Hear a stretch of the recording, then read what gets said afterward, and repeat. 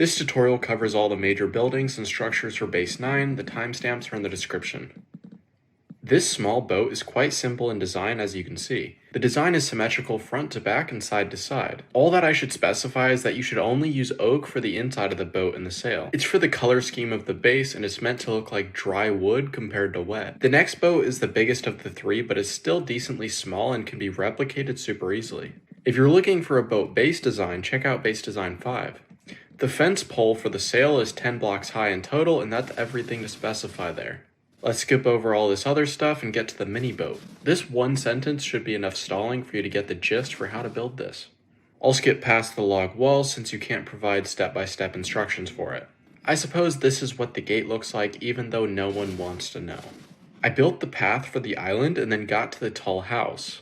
The supports can vary depending on the terrain, but follow this log wall fence pattern. Place the trapdoors and open them so you can later place ladders, and also place upside down stairs and top slabs in this pattern. On the balcony, place walls and then fill the interior with whatever decorations you want. Create the walls out of slabs and 2 doors. But make sure you place these specific trapdoors on the balcony this way so you can place ladders on them. After you place the rest of the trapdoors for the walls, you can place the log supports and the stair/slab pattern from the bottom floor. Place the furniture and walls around, and then place the rest of the pillar pattern. The roof is not complicated. Each row you just go up half a block and change between oak and spruce. Moving on to the house of triangles, the pillars are 6 blocks, 9 blocks, 12 blocks, 9 blocks, and 3 blocks high. I placed the bottom connecting the spruce planks and doors to confine where the floor needs to be mined out. The furniture is nothing crazy, but it includes a furnace with a chimney type thing. Place down whatever you want in here or copy what I do. I placed one of the hanging lanterns beforehand, but probably forgot the other 2. Next, I decorated the outside of the house next to the road. Finally, I was able to build up the walls and include a window in the back. Just by looking at the front, you can see how high each part needs to be. There is another window on the side with the short roof. The roofs are nothing crazy as they all follow the same pattern. I can pan around like this and show you the sides, but on each diagonal, you just go up half a block and have oak be encompassed by spruce.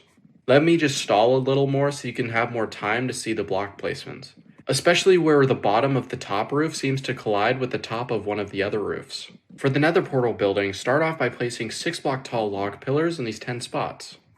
Fill in the floor with nether brick, but on the back and front entrances, use stairs. Place fences in the entrances and then make the portal with a 4x2 gap inside. Placing the rest of the nether brick isn't complicated as you see.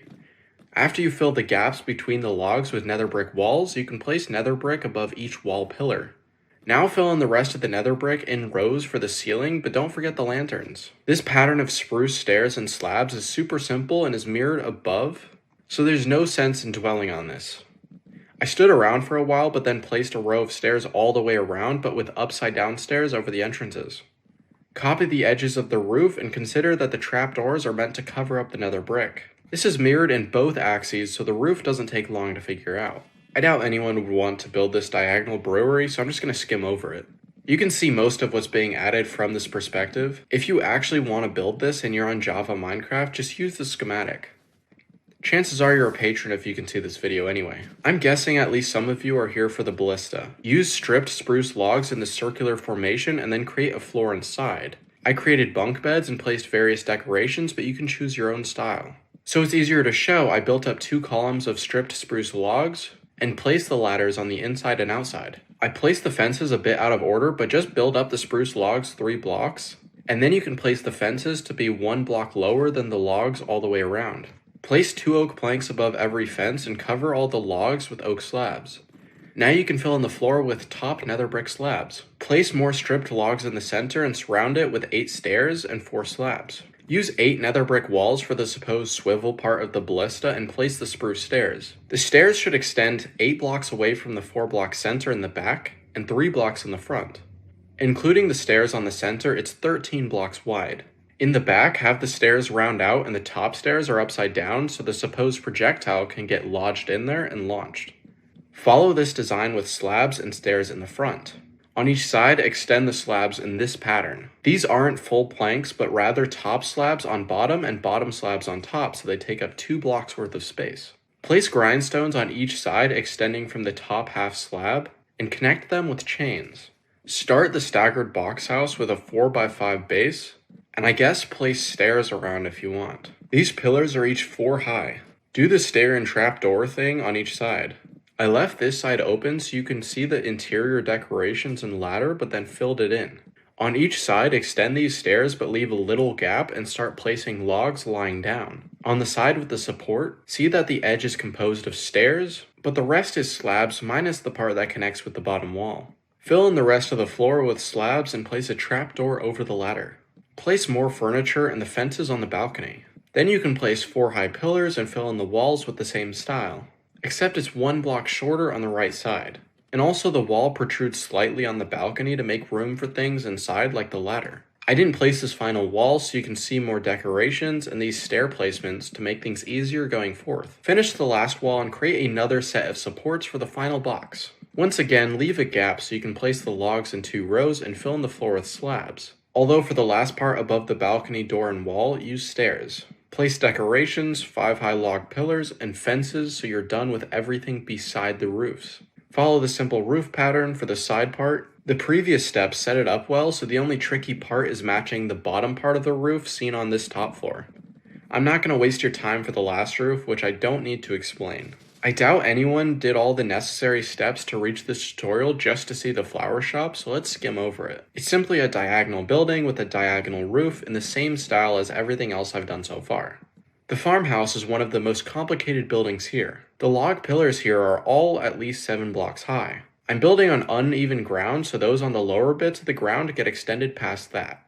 The gap between each of the 4 rows of logs is 5 blocks. The gap between the back and middle rows is 3, while the gap between the middle and front row is 4 blocks. Fill in the floor to match what's going on here. The plots on the 2 sides are meant to be grass blocks, while the road extends into the front middle, which actually isn't a part of the house. Follow the design for the walls in the center back portion, but then make a staircase or place ladders leading to the next floor. I don't know why I settled for this poor design. Now just fill in the walls and place a lantern inside. So we don't forget it later, place these rows of spruce planks and lanterns. Now surround the grass plots with fences and also gates in the back to open into the pasture. Place upside down stairs all the way around the plots and fill in the ceilings with top slabs. The rooms are mirrored, so you could just pay attention to one side. The side walls in the stairwell room are just trapdoors and doors, while the other sides are stone brick walls with glass panes. Fill in the ceiling with planks and place a lantern in front of each door. For the other rooms, follow the same design using stone brick walls with glass panes on each gap. But on the front and back portions, the window is 1 block taller so the walls can extend higher. Again, I'm only showing you one side because it's the same on both sides. To set up creating the roofs, place these rows of spruce planks and place 2 stone brick walls on each side of the tall window portions.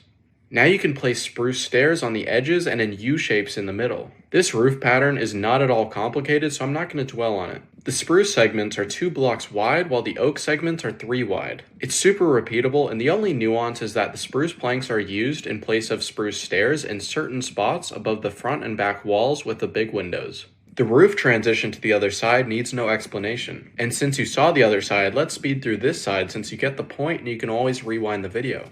The clock tower is a delight to construct. The base of the tower is 7x7 and you can always add stairs if you want. In the center, I decided to start the spiral staircase from the start to make the rest of the building easier since you have an easy way to go up and down.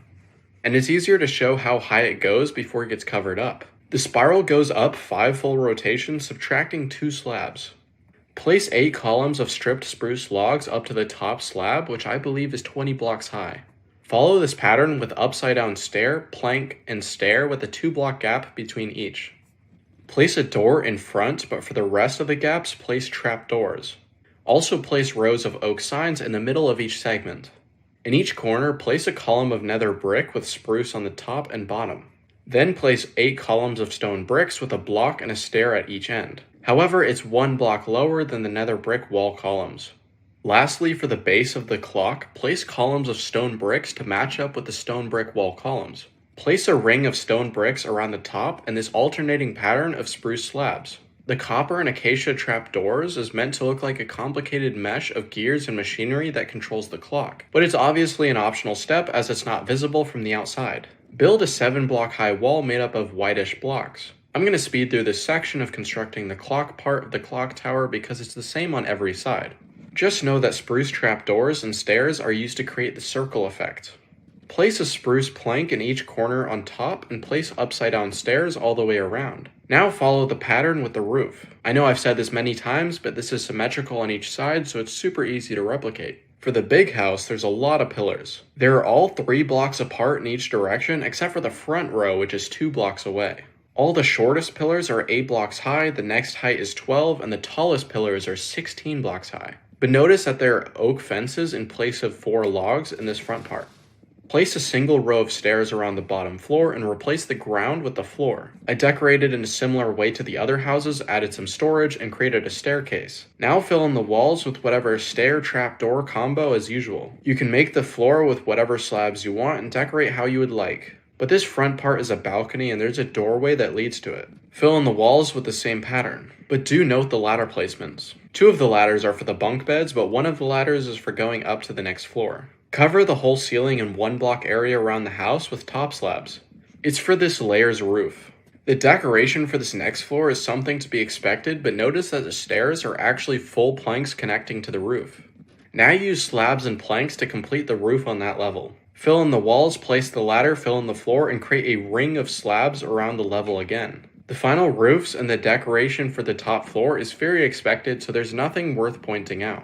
Just continue with the predictable design.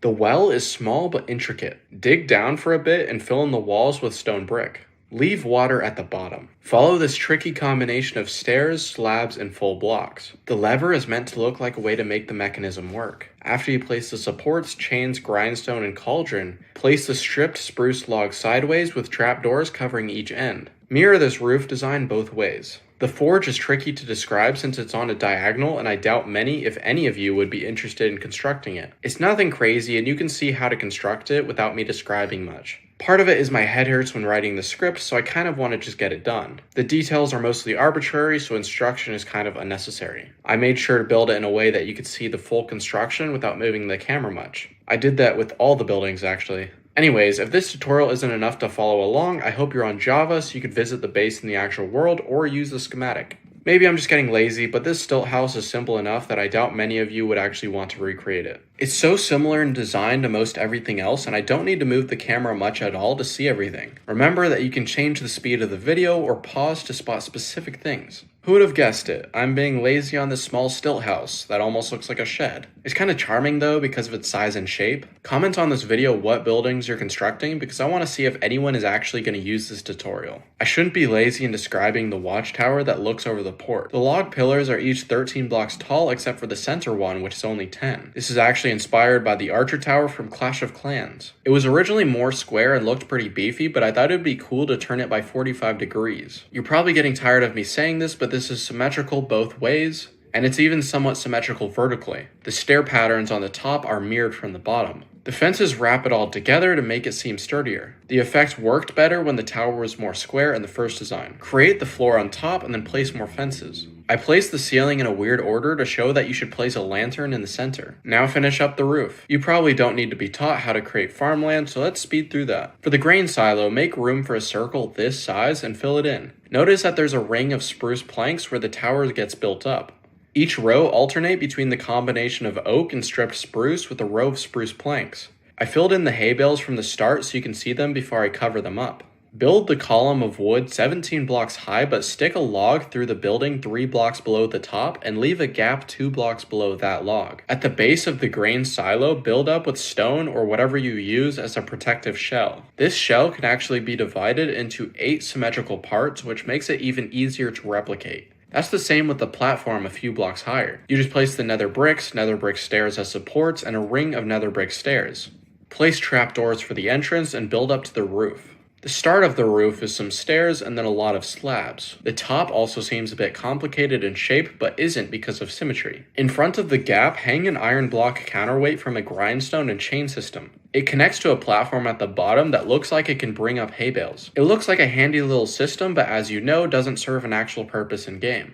Let's skip over the suspicious endless pit and the fences to contain the pasture. I forgot to create the little shed for the farmhouse, so I created it at this point. It's annoying because I recorded my voiceover for the video before I rebuilt the base with replay mod. In that voiceover, I say that I built the shed and then the farmhouse, but I didn't build the shed until now. Let's move on to the crane. Build the base, which is essentially 2 blocks tall, and then place stripped spruce logs 10 blocks high. Use trapdoors on the bottom and near the top and fill the most of the rest with signs. You'll see where not to in a second. The crane also serves as a lightning rod to protect the buildings. Build out the crane thing 11 blocks with the last 2 blocks being bottom slabs. Then use slabs and stairs to make this curve up to the top. Create another pulley system with a platform and an armor stand. Connect the chains to the pillar and then build the back of the crane, now also using trapdoors. Build the pulley system to the bottom and connect it to an iron block counterweight. The second counterweight is bigger, so it needs a grindstone chain. Its function is that it looks to be the weight that holds up the other side of the crane. That's it, so now I'll just show you a zoomed out view of the island fort for fun.